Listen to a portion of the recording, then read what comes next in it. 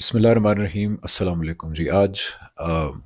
کچھ باتیں میں آپ کے سامنے رکھنا چاہتا ہوں جو مجھے شدت سے ضرورت محسوس ہو رہی ہے کہ یہ باتیں کرنے والی ہیں۔ وہ انجینئر محمد علی مرزا صاحب کے اریسٹ سے ریلیٹڈ کچھ باتیں ہیں، اور یہ باتیں میں ایک عام مسلمان کی حیثیت سے، ایک عام مسلمان، ایک بہت کمزور مسلمان، ایک خامیوں سے بھرپور مسلمان لیکن ایک شعوری مسلمان کی حیثیت سے کچھ باتیں آپ کے سامنے رکھنا چاہتا ہوں، کیونکہ مجھے محسوس ہوتا ہے کہ بہت شدید ضرورت ہے یہ باتیں اس وقت سامنے رکھنا۔ دو وجوہات ہیں، ایک تو یہ کہ مجھے پتہ ہے کہ میرے کچھ کہنے سے کوئی خاص فرق پڑے گا نہیں، لیکن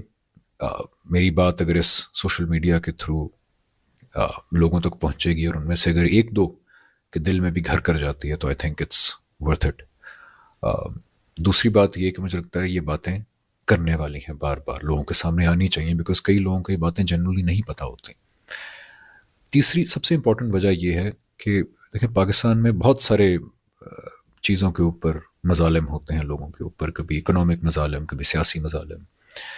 لیکن جب خدا کے دین کے نام پہ کچھ ظلم ہو یا غلط کام ہو تو وہ ایک اسپیشل کیس بن جاتا ہے، بیکاز پھر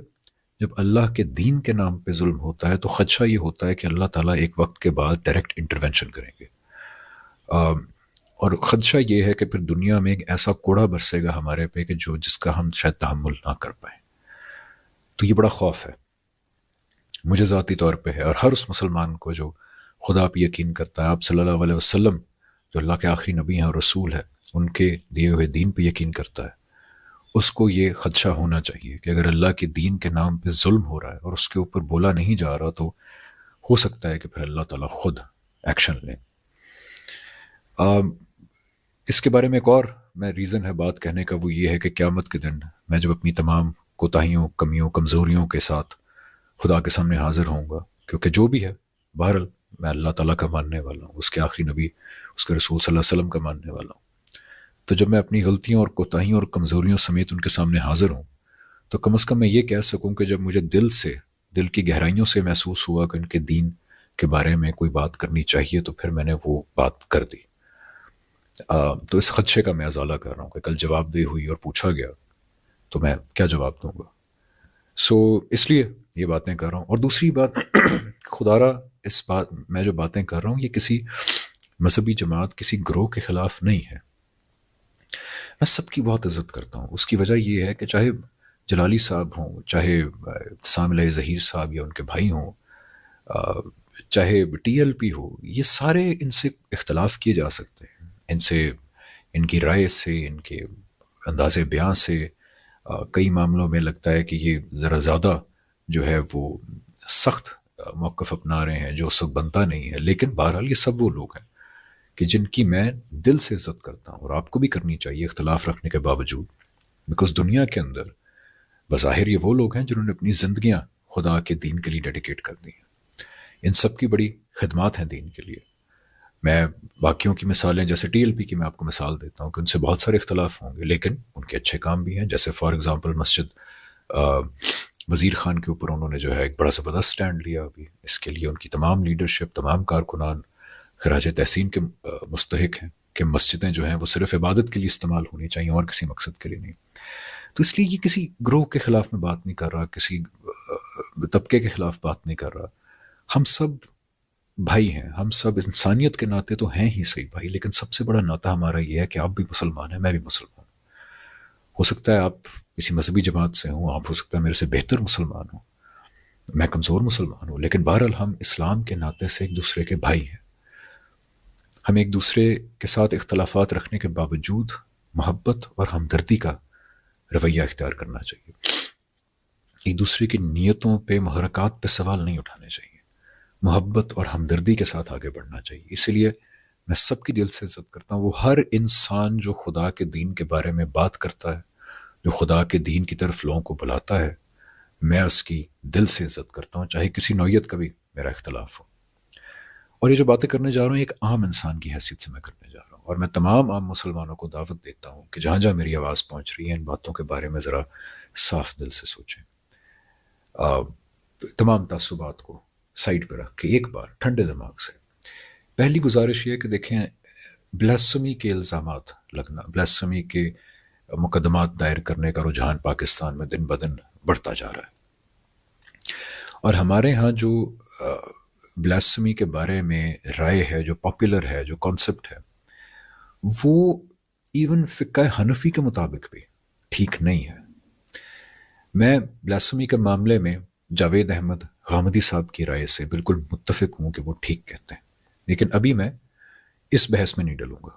بیکاز میں انڈرسٹینڈ کرتا ہوں کہ غامدی صاحب کے بارے میں کئی لوگ کہتے ہیں کہ ان کی رائے ٹھیک ہے، کئی کہتے ہیں غلط ہے. میں فقہ حنفی اس لیے بیان کر رہا ہوں بیکاز اس پہ تمام لوگ متفق ہیں، امام ابو حنیفہ فقہ حنفی. تو اس لیے میں کہتا ہوں کہ چلیں ٹھیک ہے. بائی دا وے جو غامدی صاحب کی رائے کو جاننا چاہیں، ان کی کتاب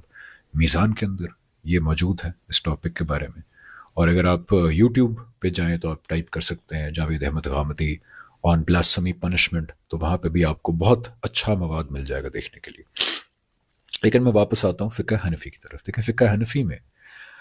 کئی ایسی چیزیں ہیں جو ہماری پاپولر بلاسمی کے بارے میں بلیف سے بالکل متصاد ہیں. فار ایگزامپل، بلاسمی جو ہے وہ علل اعلان ہونی ضروری ہے، لیکن سب سے امپورٹنٹ یہ کہ جو شخص بلاسمی کر رہا ہے، اگر وہ اپنی بات کی کوئی تعویل پیش کرتا ہے، مثلا ایک طرف تو دیکھیں نا ایسے لوگ ہیں جو کرتے ہیں بلاسمی، ڈنکے کی چوٹ پہ کرتے ہیں، مانتے ہیں، جیسے معاذ اللہ قرآن جلانے کے واقعات ہوتے ہیں، یا آپ صلی اللہ علیہ وسلم کے بارے میں معاذ اللہ غیر اخلاقی تصویریں بنانے کے واقعات ہوتے ہیں. تو اب دیکھیں وہ ڈنکے کی چوٹ پہ یہ کام کرتے ہیں. لیکن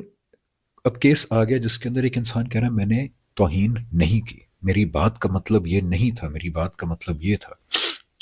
فقہ حنفی کے اندر اس کی اس تعویل کو قبول کرنا جج پہ لازم ہے کہ وہ اس کی اس تعویل کو قبول کرے، انلیس کوئی ایکسیپشنل کیس ہو جہاں بالکل جھوٹ لگ رہا ہو. تو اس لیے اب یہاں دیکھیں کہ ہمارے ہاں پاپولر بلیف کیا ہے کہ جس کو 295C کے تحت پکڑ لیا، اب وہ کوئی تعویل کرے، وہ کہے میرا یہ مطلب نہیں تھا، وہ مطلب نہیں تھا، اس کی بات کو نہیں مانا جائے گا. اس وجہ سے سینکڑوں لوگ پاکستان میں جیلوں میں 10 سال سے سڑ رہے ہیں، جو یہی بات کہہ رہے ہیں کہ ہماری بات کہنے کا یہ مقصد نہیں تھا، ہم نے توہین نہیں کی. اور ظلم یہ کہ ان کی بات سننے اور قبول کرنا تو دور کی بات ہے، یہ ڈیمانڈ کیا جاتا ہے کہ ان کو جلد از جلد اگر پھانسی پہ نہ لٹکایا گیا تو کمپلین کی جاتی ہے کہ ادارے 295C پہ عمل درآمد نہیں کر رہے. اب دیکھیں کتنا بڑا ظلم ہے، کتنا بڑا ظلم ہے.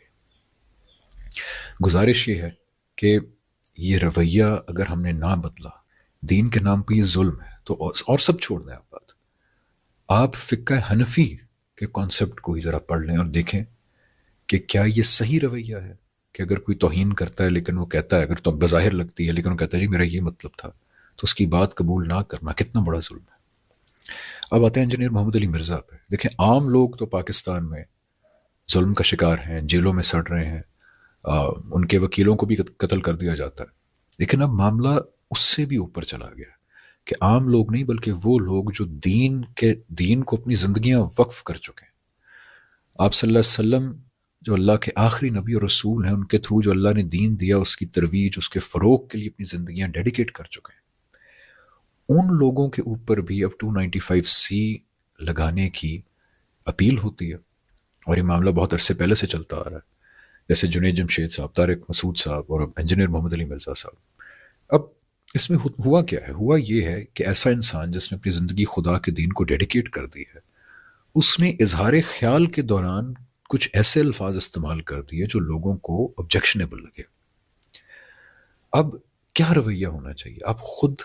دیانتداری سے سوچیں. کیا رویہ یہ ہونا چاہیے کہ اس کو کہیں کہ پھانسی پہ لٹکا دو 295C کے تحت؟ یا رویہ یہ ہونا چاہیے کہ آپ سے تمام اختلافات ہیں، جیسے مجھے بھی محمد علی مرزا صاحب سے بہت سارے اختلافات ہیں، علمی اختلافات بھی ہیں، ان کے لہجے سے اختلافات ہیں، انداز بیان سے اختلافات ہیں، لیکن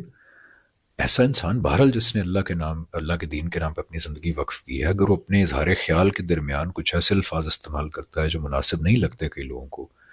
تو کیا یہ رویہ ہونا چاہیے؟ کیا یہ دین کی ٹھیک انٹرپریٹیشن ہے کہ پھانسی پہ لٹکا دو گستاخی کے جرم میں؟ یا پھر زیادہ یہ کہ انسان ہمدردی سے یا چلیں غصے سے ہی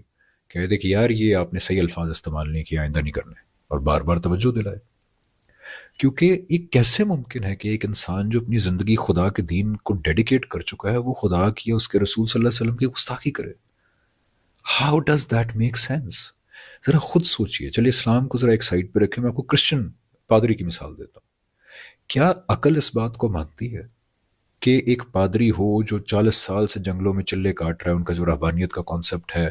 وہ صبح شام بائبل پڑھتا ہے, وہ حضرت عیسیٰ اور بائبل اور کرسچینٹی کو پھیلانے کے لیے اس نے اپنی جان لگا دی ہے, اور اس کے بارے میں ہم کہیں کہ اس نے حضرت عیسیٰ کی گستاخی کر دی یا اس نے بائبل کی توہین کر دی. Does that make sense? It doesn't. اگر وہ اپنے اظہار خیال میں کوئی ایسے لفظ استعمال کر دے گا جو ہمیں لگے گا سیمنگلی بائبل کی اس کے اندر مناسب الفاظ نہیں ہے بائبل کے بارے میں, حضرت عیسیٰ کے بارے میں, تو ہم زیادہ زیادہ یہ کہیں گے کہ یار اپنا ذرا الفاظ پہ نظر ثانی کرو, یا آپ نے ٹھیک الفاظ استعمال نہیں کیے, مناسب نہیں ہے. لیکن کہنا کہ اس نے توہین کر دی, پھانسی پہ لٹکائے, تو یہ کسی بھی طرح اخلاقی طور پہ, دینی طور پہ, ریشنلی, انٹلیکچولی صحیح رویہ نہیں ہے, اور یہ بدقسمتی سے بڑھتا جا رہا ہے. اب دیکھیں جنید جمشید صاحب کے ساتھ کیا ہوا. ایک ایسا انسان جس نے جس چیز کو دل سے دین سمجھا, اس کو اپنی زندگی بدل دی اس کے لیے, پھر تبلیغ کے لیے اپنی جی جان لگا دی. ان کو سوچیں 295 سی بلاسمی ان کے اوپر کہا گیا کہ لاگو کی جائے, ان کو معافی مانگنی پڑی آ کے.